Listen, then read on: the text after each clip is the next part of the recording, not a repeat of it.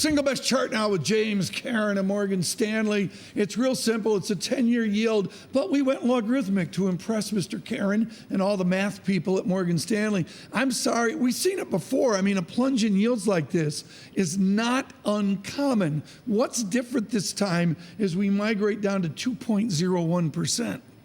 Well, one of the things I think that's very different is that we're getting this in a very coordinated fashion during a period of time when we're not getting a severe, there's no obvious crisis, right? So back in 2008, there was an obvious catalyst to make this happen. Right. Central banks were moving towards QE, and maybe the ECB is doing the exact same thing.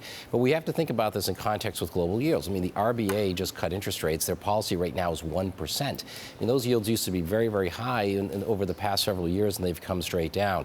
So I think what we're seeing in this chart is something that's very, very symptomatic of really just a liquidity trap that's going through into the global markets. What does that inertial force do to financial stability in the short paper market?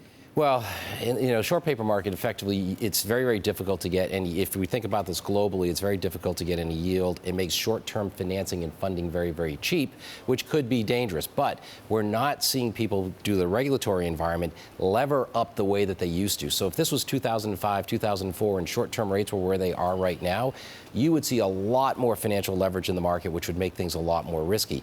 What we're seeing instead is a grab for longer-dated, high-quality bonds. So that's one of the reasons why you're seeing bond yields coming down, you're seeing Spain, you're seeing U.S. Treasury yields coming down as well.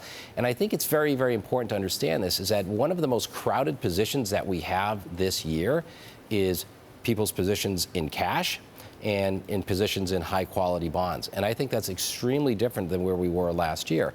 So, if we think about this last year, the market was very much more risk-on, and we all know how that ended in the fourth quarter.